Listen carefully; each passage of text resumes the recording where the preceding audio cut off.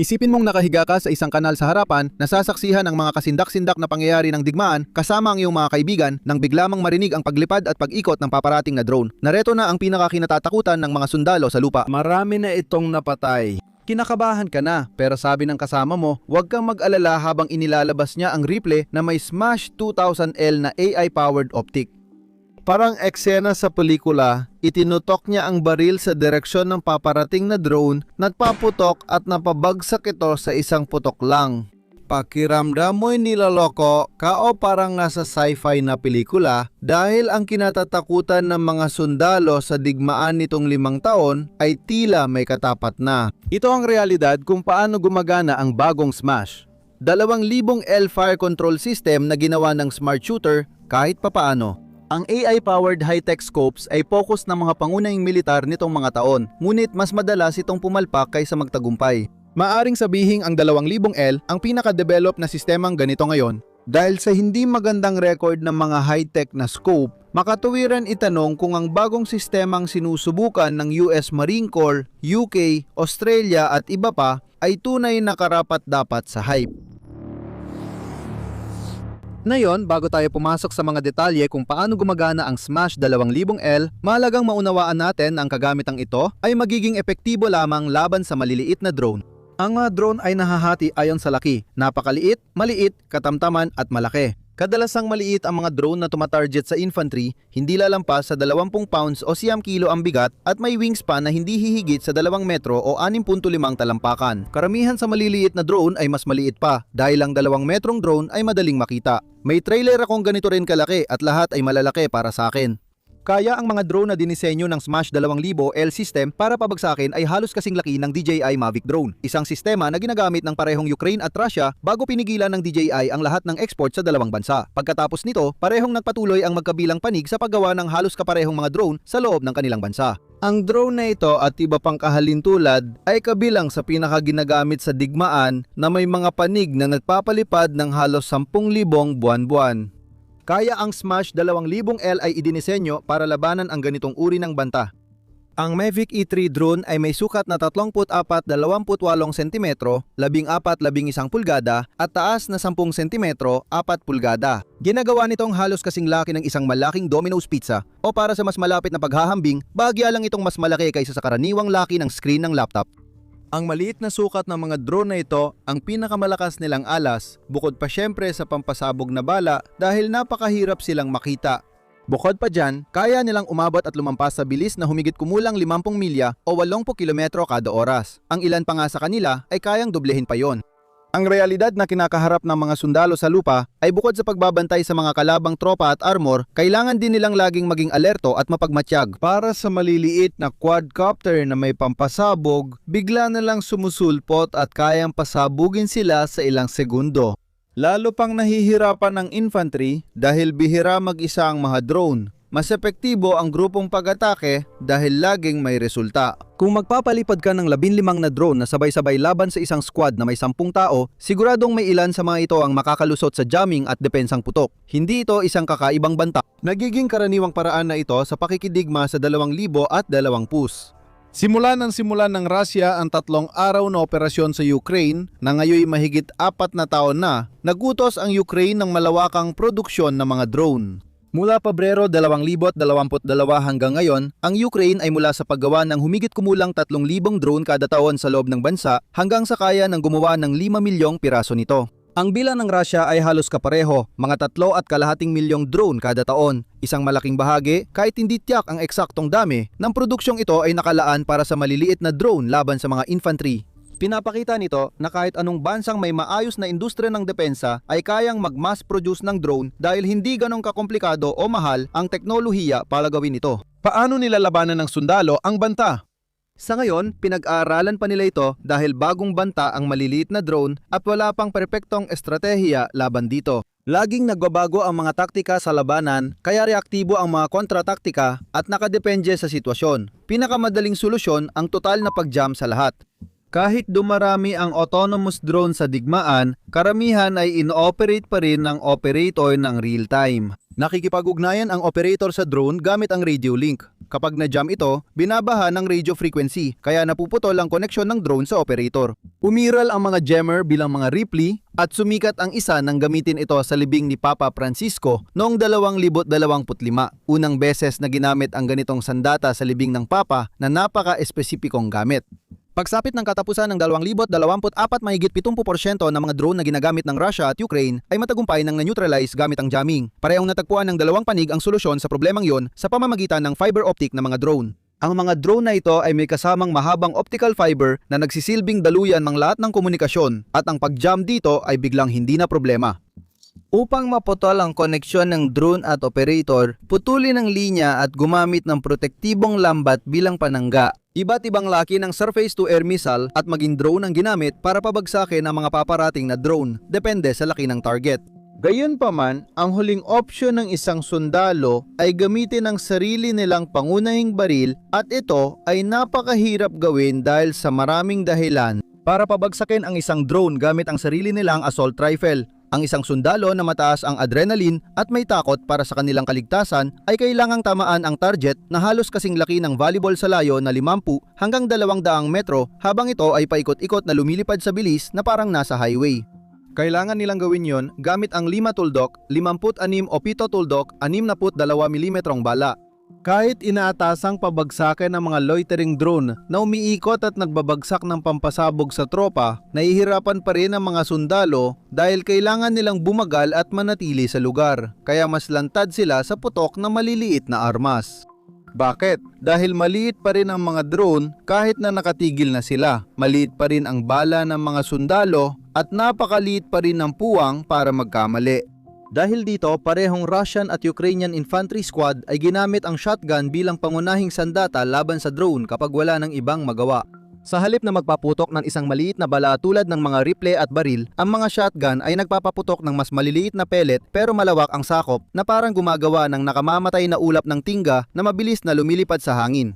Ito ang dahilan kung bakit shotgun ang gamit sa skeet shooting at pangangaso ng ibon. Subukan mo pumatay ng pato gamit ang AK-47 at siguradong di ka man tatagumpay. Napatunayan na mas epektibo ang mga shotgun laban sa mga drone bilang huling paraan. Kaya naman may ilang mga gumagawa tulad ng Benelli na nagdevelop ng mga anti-drone na shotgun na may espesyal na bala. Gumawa rin ng Ukraine ng espesyal na 5 tuldok, 56 anti-drone na bala na nagpapalabas ng maraming maliliit na sub-projectile kaysa isang solidong bala. Kailangan pa ring magpaputok ng 5 o 6 na bala ang sundalo habang sinusundan ng target, pero mas epektibo ito dahil parang shotgun ang prinsipyo. Sa kabila ng mga pag-unlad na ito sa bala, nananatiling questionable pa rin ang bisa ng mga sandatang ito dahil nakadepende pa rin ito sa mismong taga-baril o mas eksakto kung gaano sila kagaling bumaril. Parang impyerno ang labanan kontra drone, lalo na kapag sabay-sabay silang sumisira sa depensa. Halos imposibleng makapagtutok ng perpekto sa ganitong matinding sitwasyon kahit gaano ka pa ka-eksakto. At dito, syempre, pumapasok ang Smash 2000L. Napakasimple ng idea sa likod ng Smash. Gawing sharpshooter ang bawat sundalo. Ang Smash ay pangunahing isang napaka-advanced na scope na maaaring ikabit sa karamihan ng mga baril at sinasabing kaya nitong tamaan ng mga target kahit na napakaliit at gumagalaw na target tulad ng mga drone na may 75% na posibilidad na tamaan. Sa paghahambing, ang mga bihasang taga-baril gamit ang red dot sights sa 100 metro ay may 20% average hit rate. Sa Smash 2000L, kahit ang mga trainee ay may average na 80% na hit rate, habang ang mga bihasang taga-baril ay umaabot sa nabanggit na 75% na talagang napaka-impressive. Kaya, paano ito posible? Baka iniisip mo? Ganito kasi, ang Smash ay binubuo ng isang digital na kamera na may nakakabit na display na nakikita ng taga-baril, isang trigger guard at pinaka-importante, isang computer. Yung computer na yon ang gumagawa ng lahat ng trabaho. Naglalak ito sa target at sinusuri ang bilis, direksyon, distansya at kapaligiran gaya ng hangin at halumigmig para matukoy kung kailan pinakamainam para bumaril ang sundalo. Kapag nakalock na sa target, sinusundan ng Smash ito hanggang matukoy ang tamang oras ng pagbaril. Kung mababa ang tsansa ng tama ayon sa computer, ibablock ng trigger guard ang gatilyo. Pinipindot ng taga-baril ang kanyang daliri sa gatilyo kahit na nakablock ito. At kapag tinutok ng taga-baril sa eksaktong bahagi ng target na itinuturing ng computer na may pinakamataas na tsansa ng tama, inaalis ng computer ang harang sa gatilyo, napipindot ang gatilyo at napapabagsak ang drone mula sa himpapawid. Pwedeng hintayin ng taga-baril na alisin ng computer ang harang sa gatilyo bago pindutin. Pero saglit lang ang mataas na tsansa ng tama dahil mabilis lumipad ang mga drone. Mas madali para sa taga-baril na patuloy lang na idiin ang gatilyo at hintayin ng computer na alisin ang harang sa tamang sandali. Nang subukan sa Estados Unidos, madali agad na pabagsak ng Smash ang mga loitering drone. Mas mahirap tamaan ang mabilis na drone pero hindi imposible at mas madali silang tamaan gamit ang Smash kaysa wala. Pwede ring gamitin ang sistema para patumbahin ang mga target sa lupa gaya ng mga tropang impanterya at mas madali pa nga itong gawin. Sa mode na yon, tumpak ito hanggang 300 metro o halos 1,000 talampakan sa araw, habang sa mode ng pagtanggal ng maliliit na drone ay tumpak ito hanggang 100 metro o mga 300 talampakan sa araw man o gabi. Bukod sa pagsira ng maliliit na drone, ibinebenta rin ang Smash na kayang sirain ang mga micro-drone. Karaniwan, ginagamit ang mga drone para sa reconnaissance at hindi sa direktang pag-atake. Minsan, napakaliit ng mga ito na kasya sa palad ng kamay mo. Ang drone ko, kasya sa palad ng kamay. Mahirap talagang tamaan yon sa 100 metro. Ang Smash system mismo ay kasya rin sa palad ng iyong kamay. Tumatimbang ito ng 740 gramo o 26 na onsa mas maliit kaysa karamihan ng magnification scopes. At may battery ang tumatagal ng 72 oras bago i-recharge. Hindi, mali iyan. Ang Smash ay line of sight system, kaya dapat makita mo ang kalaban para matrack ng system. May ilang bagay kang dapat tandaan dito. Una, kailangan mong ilantad ang sarili mo kahit kaunti para magawa ng Smash ang trabaho nito. At pangalawa, hindi kayang itrack ng Smash ang kalaban na nasa likod ng cover. Hindi ito nakakakita sa likod ng mga podder. Ibig sabihin, imposible para sa shooter na mag-target mula sa makakapal na damuhan dahil hindi ito kayang gawin ng Smash. Dahil dito, naisip ng smart shooter na magdagdag sa Smash 2000L sa pamamagitan ng Smash Hopper 5000, isang remote control weapon station at isa pang bagay na may napakagandang codename na parang galing sa dekada 90. Maaring ikabit ng sundalo ang rifle na may 2000L system sa hopper, 5,000 at kontrolin nito mula sa taguan para hindi mailantad sa kalaban. Walang pagbabago sa function ng 2000L system o baril. Pareho pa rin ang tracking at shot optimization process at ligtas pa rin ang operator pero may sarili rin itong mga issue. Ang sistema ay may bigat na 25 kilo o 55 pounds. Mabigat ito, matagal i-setup at hindi nito kayang tapatan ang liksi ng isang sundalo. At kung sakaling kailangan ng sundalo na iwan ang lahat at mabilis na umalis sa lugar, kailangan muna nilang tanggalin ang kanilang baril mula sa sistema. Sa lahat ng nabanggit, nasosolusyonan ba ng Smash 2000L ang problema sa drone? Hindi talaga, pero hakbang ito sa tamang direksyon, 'di ba? Ang pinakamalaking hamon ng sundalo sa pagpabagsak ng drone gamit ang baril ay ang katumpakan at bilis ng asinta, at ang Smash ay sistemang tumutulong dito ng mas eksakto at mabilis. Napatunayan ito sa aktwal na labanan ng IDF, ngunit hindi lahat ng sundalo ay may ganitong sistema. Sa IDF, isa lang na rifleman kada squad ang gumagamit nito, at ang doktrina ay itinatabi ang sistema para sa mga drone at sa mga tinawag na reservistang medyo kalawang na at nangangailangan ng tulong sa kanilang pagbaril. Lumitaw ang unang malalaking problema ng sistema sa digmaan sa Gaza, kabilang ang blue-on-blue na insidente. Nang una itong ginamit, hindi na-identify ng sistema ang kakampi o kalaban, kaya nagkaroon ng friendly fire sa mga tropa ng IDF. Di malinaw kung may upgrade na para ayusin ang problema. Bukod sa IDF, binili rin ng US ang Smash 2000L para sa Marine Corps, pati ng Netherlands, India, Germany at ng United Kingdom na planong gamitin ito sa kanilang special forces. Sinusubukan din ito ng Australia sa tropa nila pero di pa alam ang resulta. Na-deploy ang US Marines sa gitnang silangan at ipinakita ang Smash 2000L system bilang bahagi ng photo-op. Nakakuha na ang kumpanyang Israeli ng $10.7 milyong na kontrata mula US Army, kaya ito na ang pangalawang sangay na sumali sa programa. Maganda ito kung titingnan sa ganong paraan.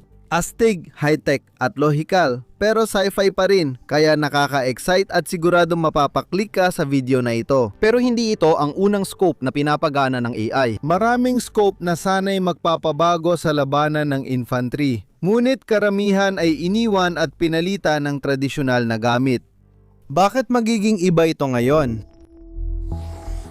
Isa pang optic system mula Israel ay ang Arcus, Assault Rifle Combat Application na ginawa ng Elbit Systems. Ayon sa ulat, ginagawang smart weapon ng scope na ito ang kahit anong assault rifle at maaari itong ikabit sa karamihan ng mga modernong assault rifle. Namumukot-tangi ang sistema dahil kaya nitong payagan ng operator na bumaril mula sa kakaibang posisyon o likod ng sulok. May eyepiece ang sistema na nakakabit sa helmet ng operator at laging suot. Ang ikalawang bahagi ay nakakabit sa replay bilang ekstensyon ng mata ng operator at nagbibigay ng live feed mula sa baril. Sa halip na sumilip sa kanto, pwede na lang iusli ng sundalo ang sandata at si Arcus ang magpapakita kung ano ang nasa likod. Isang napakatalinong ideya, walang duda, dahil ang pinakamapanganib na bahagi ng close quarters combat, mapaloob man o labas, ay ang pagpunta muna sa isang lugar nang hindi alam kung ano ang naghihintay sa'yo. Dahil kay Arcus, nakikita ng sundalo ang kalaban sa kanto at nakakaputok nang hindi lumalantad. Kayang makita ni Arcus ang hugis ng tao, markahan ng target sa eyepiece at madaling matukoy ang galaw. Tinatantiyan nito ang distansya para sa operator at sabay ipinapadala ang feed sa command headquarters, kaya nakikita ng lahat ang nakikita ng operator. Kinokontrol ng sistema ang pagpapaputok tulad ng smash, 2,000 L at pinapabuti ang katumpakan. Mayroon pa itong built-in na compass na nagbibigay daan sa operator na makapag-navigate ng hindi na kailangang laging tingnan ang mapa o GPS. May dalawang mode ng sistema, thermal at electro-optic, kaya pwedeng gamitin araw o gabi. May shot counter din para malaman kung kaunti na lang ang bala. Na parang nga sa video game talaga. Isa itong perpektong solusyon para sa maraming totoong problema na nararanasan ng mga sundalo sa lupa. At maaari nitong baguhin ang paraan ng pakikidigma. Pero wala pa rin gumagamit nito. Kahit ang Israel, hindi nila ito ginagamit, lalo na ang ibang militar. 5 taon na mula nang ipakilala ang Arcus, ngunit wala pa ring sumubok isama ito sa kanilang kagamitan. Ang pinakamalaking nagawa lang ay ipaalala sa lahat ang target tracking system ng mga aliens. Bakit na kaya ganon? Siguro, may kinalaman ito sa katotohanan kapag may kalaban na nakakita ng baril na sumisilip mula sa likod ng kanto, hindi naman sila basta tatayo lang doon at maghihintay na barilin.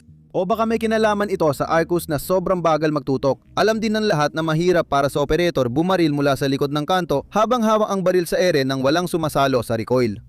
At dahil sa lahat ng yan, ayon, pumalpak ang Arcus. Hindi rin positibo ang kwento sa Next Generation Squad Weapon Program ng US kasama ang XM-100 at 57 fire control system. Kung gusto mo ng mas malalim na talakayan tungkol sa bagong XM7 rifle, meron kaming inihanda para sa'yo. Panoorin mo lang ang video pagkatapos nito kung gusto mo. Nakakadismaya ang resulta ng pagsusuri sa XM100 at 57 noong 2024 negatibo ang review ng mga sundalong gumamit sa fire control system. Para maging mas tiyak, ayon sa ulat noong 2024 at quote, ang XM7 na may nakakabit na XM100 at 57 ay nagpakita ng mababang posibilidad na makumpleto ang 72 oras na misyon sa panahon ng bigmaan nang hindi nagkakaroon ng seryosong aberya. Ayon sa mga sundalo, mababa sa karaniwan o bagsak ang usability ng bagong scope. Naglabas ang Defense Visual Information Distribution Service ng video ng isang non-commissioned officer mula 100 at unang airborne na sumusubok sa baril at XM, 157 na may magagandang resulta.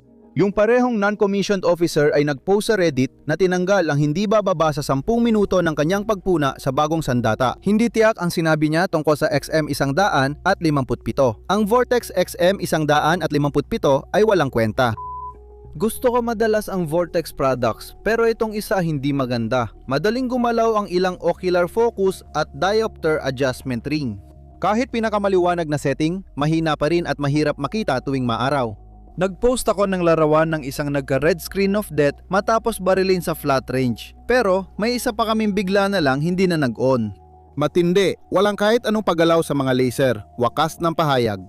Ang XM157 ay para sa bawat bagong baril at may magnification, integrated laser rangefinder, aiming lasers, environmental sensors, ballistic calculator, compass, wireless communication, at display overlay.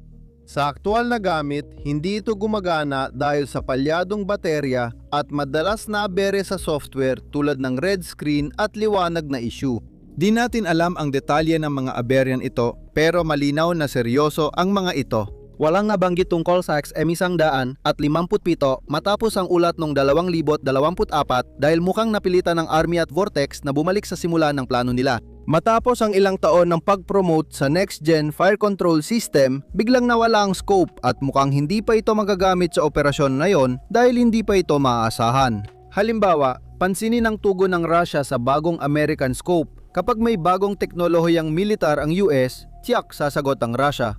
Noong 2025 ulat ang nagsabing noong 2023 pa lang, nagsimula ng gumawa ang Kalashnikov concern ng Russian na katumbas ng XM100 at 57.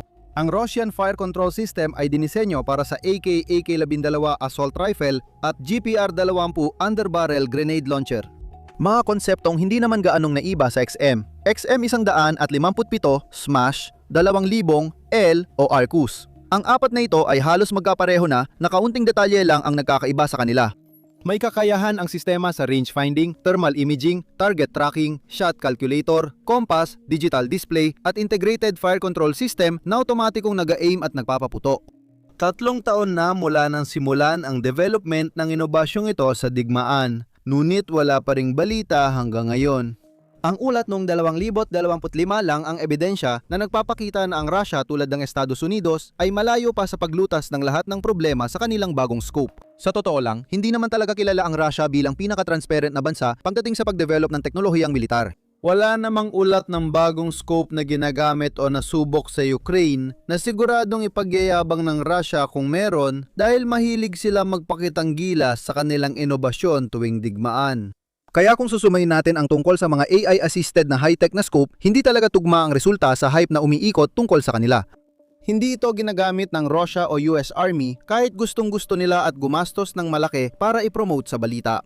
At kahit ang Israel na nagde-develop ng iba't ibang klase ng mga scope na ito ay parang ginagamit lang sila pero malayo pa sa pagbibigay nito sa lahat ng miyembro ng IDF. Ngayon, sasagutin natin ang pinaka-obvious na tanong sa video na ito. Ang mga device na ito na tinuturing ng media bilang susunod na malaking inobasyon sa pakikidigma ay isa lang bang walang katapusang pag-aaksaya ng pera? Bakit laging may problema ang high-tech na scope?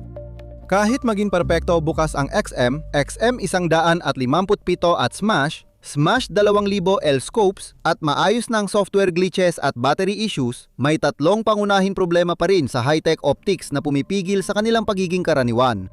At posible na hindi talaga sila magiging karaniwan dahil dito.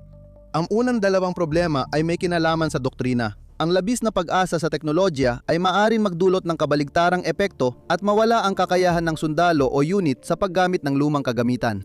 Kasabay nito, hindi dapat basta-basta pagkatiwalaan ang mga kasangkapan sa paggawa ng desisyon. Kung umasa masyado ang sundalo sa AI tulad ng Smash 2,000 L para sa pag-asinta at pagpindot ng gatilyo, ano ang maaring mangyari? Ang resulta nito ay ang isang sundalo ay bumababa mula sa pagiging isang mandirigmang marunong bumaril tungo sa pagiging isang tao na basta na lang humahawak ng armas at itinuturo ito sa tamang direksyon, habang ang pinakamahalagang bahagi ng trabaho ay ginagawa na ng fire control system.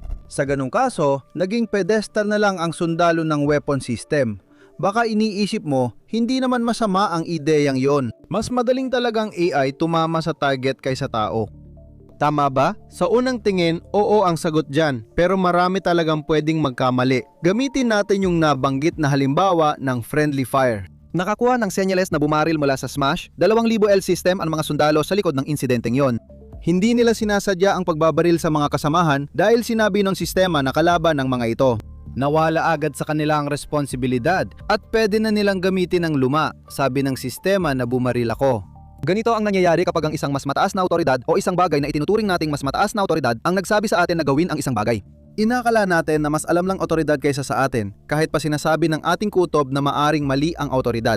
Lahat ng gumagamit ng baril tulad ng sundalo at mga ngaso ay tinuturuan ng tamang alituntunin sa paghawak nito.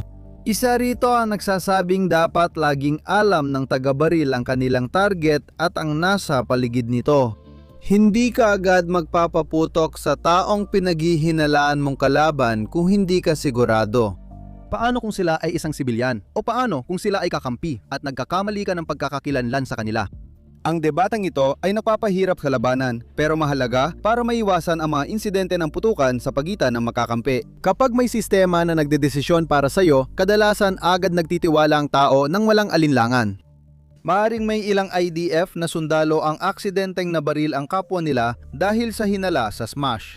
Dahil inutusan silang ilipat ang responsibilidad sa high-tech na optika, sinunod nila ito.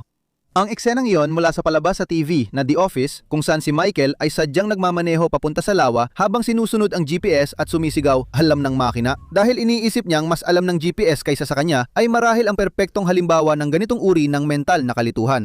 Dahil dito, karaniwang hindi agad nagtitiwala ang mga sundalo sa teknolohiyang di nasusuri ng tao dahil kahit gaano ito ka-advance, hindi ito perpekto.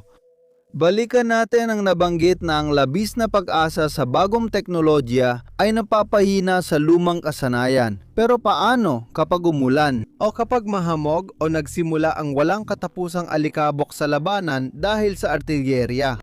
Ano mangyayari kung ang AI optic ay hindi na mas magaling makakita kaysa sa sundalong may baril? Bigla na lang ang isang sundalo na nasanay na ang teknolohiya ang siyang tumutulong sa pag-asinta ay napunta sa sitwasyon kung saan ang parehong teknolohiya ay wala ng silbi at ang kanyang kakayahan sa pagbaril gamit ang ordinaryong scope ay sobrang kalawangin na. Ano ang mangyayari kung hindi na magamit ang Smash 2000L tulad ng dahil sa EMP strike o naubusan ng batera ang scope habang matagal sa labas ang unit? Mulay, ang isang sundalo na nasanay na ang sistema, ang gumagawa ng trabaho niya ay kailangang bumalik sa isang kasanayan na matagal na niyang hindi na isasagawa. Kailangan niyang magdesisyon, tumutok at bumaril ng mag-isa. Dahil dito, pinapagsanay at pinapatakbo ng mga seryosong sandatahang lakas ang kanilang mga tauhan sa mga simulation gamit ang luma at pati na rin ang bago. Ngayon, gumagamit ang artillery observer ng computer at compass para gabayan ang artillery fire. Pindutin lang nila ang ilang button sa tablet na may live feed ng laban at agad na darating ang artillery. Kung masira ang mga sistemang iyon, magagamit pa rin nila ang binoculars, compass at laser rangefinder para gabayan ang putok. Malamang mangyari rin ito sa mga high-tech na scope gaya ng Smash, 2000L at iba pang disenyo. Malamang sa mga militar na kayang gumili, lalo na kontra drone, magiging pangunahing gamit ito. Ngunit maliit ang tsansang aasahan lang ng mga sundalo ang mga scope na ito. Alam ng mga commander na madaling mawala ng silbi ang ganitong komplikadong teknolohiya. Karaniwan pa rin gagamitin ang tradisyonal na scope o iron sight sa doktrina habang paminsan-minsan lang gagamitin ang AI-powered na scope para sa espesyal na gawain gaya ng pagpabagsak ng drone o mahirap na target. Ang pagbawas ng responsibilidad at pagbaba ng kalidad ng tradisyonal na kasanayan sa pagbaril ang pangunahing dahilan kung bakit hindi uso ang mga scope na kusa kang tinatarget. Pero may isa pang dahilan na mukhang hindi napapansin ng karamihan. May mga baril na kusang tumatarget nang walang impluwensya ng tao pero hindi perpekto ang kanilang tama. Pinakamagandang halimbawa nito ang Phalanx Close-In Weapon System o SWIS. Ito ang pinaka-develop na CWS sa buong mundo. May kasamang 20mm Vulcan cannon at ginagabayan ng fire control radar na dinisenyo bilang huling depensa na nakakabit sa mga barko para protektahan sila mula sa paparating na mga misil. Ang fire control radar ay katulad ng SMES 2000L system, ngunit may mas malaking saklaw, kayang abutin ang mas malalaking target sa mas malayong distansya at nakakabit sa mas malalakas na sandata. Ngunit pareho pa rin ang prinsipyo. Ito ay naghahanap, sumusubaybay at tumatarget ng paparating na target. Katulad ito ng Smash, 2000L para sa mga sundalo at drone, pero para naman sa Navy ships at paparating na misil. Mas magaling man ang fire control ng Phalanx kaysa Smash. 2,000L nagkakamali pa rin ito at hindi pa rin ito ganap na tumpak. Noong 1989 live fire exercise, tinamaan nito ang target drone at patuloy na nagpaputok habang bumabagsak ang drone sa dagat. Dahil hindi ito 100% eksakto at may mga balang tumagos, aksidenteng tinamaan ng Phalanx mula USS El Paso ang USS Iwo Jima na nagdulot ng pagkamatay ng isa at pagkasugat ng isa pang marinero. Noong digmaan ng Iran at Iraq, nagkamali ang isang Iraqi piloto at pinaputukan ng 2 misail ang USS Stark, isang American frigate na nagmamasidlang. Hindi gumana ang Phalanx system kaya tinamaan ng 2 misail ang barko, nagdulot ng 37 patay at 21 sugatan sa Navy personnel. Pinapapitan ng live fire exercise na kahit delikado ang Phalanx, pwede pa rin itong magkamali. Hindi ito parang sniper, mas tulad ito ng tumpak na machine gun. Nagpapaputok ito ng sunod-sunod na bala sa target na lugar habang isinasaalang-alang ang galaw nito at kadalasan ay may mga bala na tatama at magpapabagsak sa target pero karamihan sa mga bala ay hindi tumatama.